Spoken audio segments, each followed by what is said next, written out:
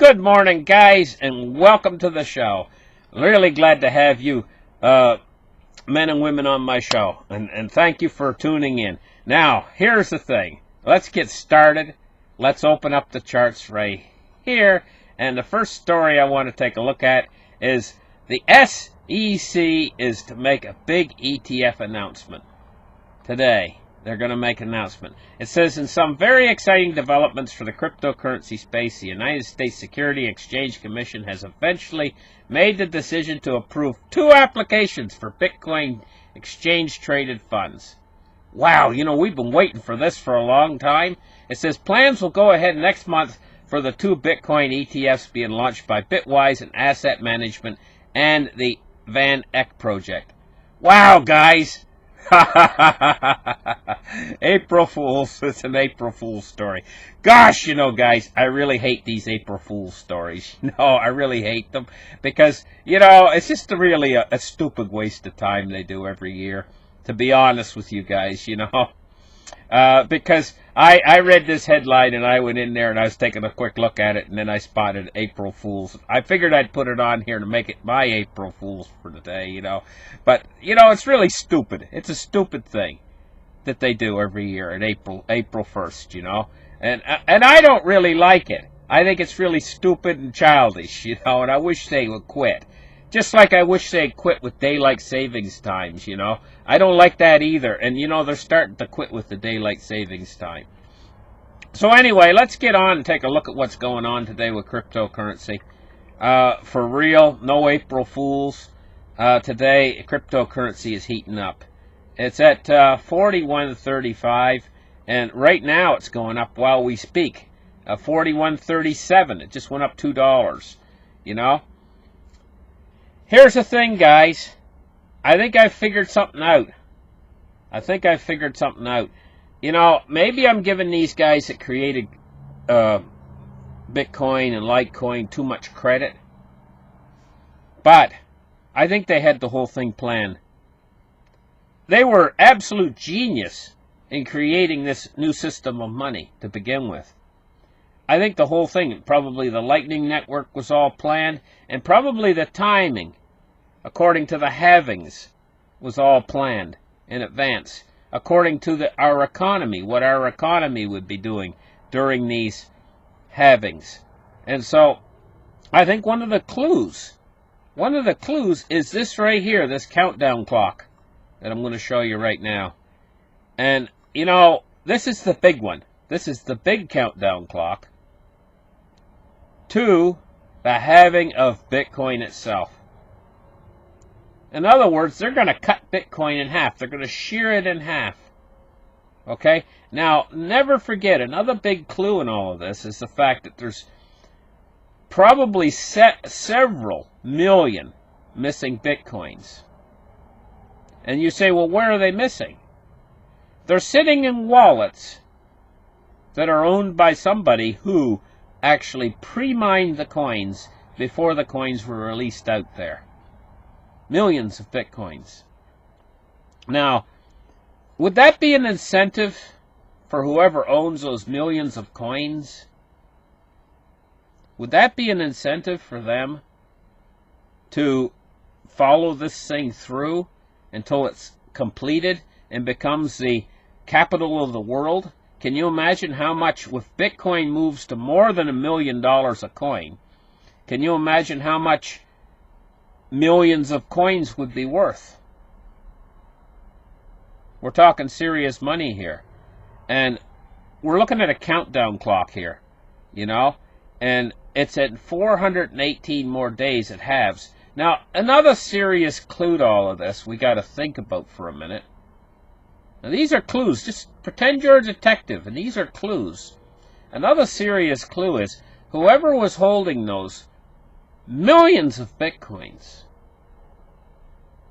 had Bitcoin market capital sitting up near $1 trillion. That's $1,000 billion. And they didn't budge. They didn't budge. Think about that for a minute.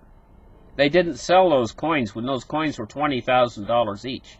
They're holding like millions of Bitcoins, and they didn't budge, with a cherry sitting on top of the sundae, which would be nearly $1 trillion in market capital that they could take advantage of, and they didn't budge.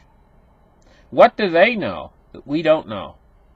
Can you imagine if you had 1 million Bitcoins and Bitcoins was $20,000 a piece?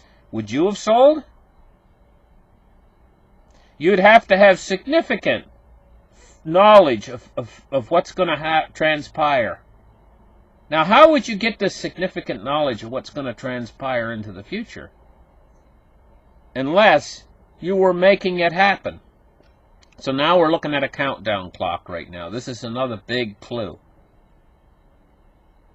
And it just so, I don't really believe in coincidences. But could it be a coincidence that the world's economy and the United States is getting ready to head toward a crisis that's going to take us into a hyperinflation, more or less in this same time frame in the next 418 days? And what does hyperinflation do to the Bitcoin? The Bitcoin is the antithesis of hyperinflation. It's the opposite. It's the polar opposite of hyperinflation. It's the more hyperinflation grows over here, expands, almost like some yeast, you know, boiling up into a, you ever put huge yeast to make homemade bread? You know how it boils up?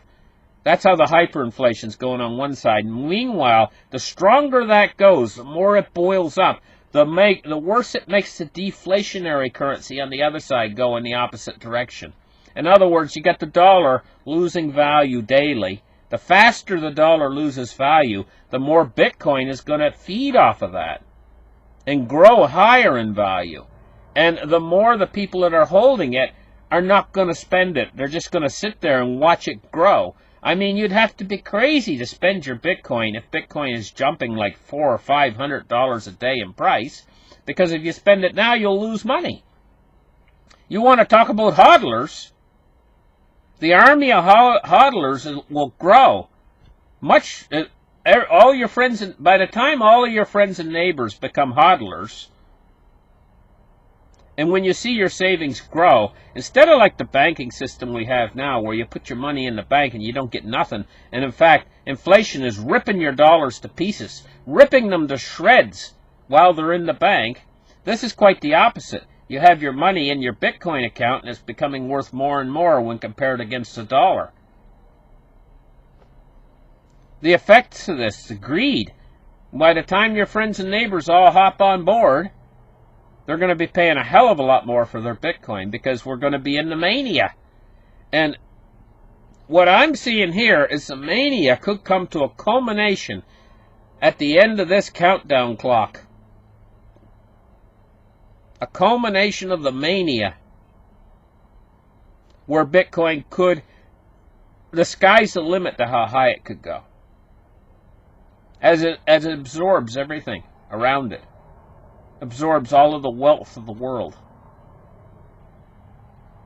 Then, these people that are sitting on, say, 2 million Bitcoins, how much wealth will they have then at that point?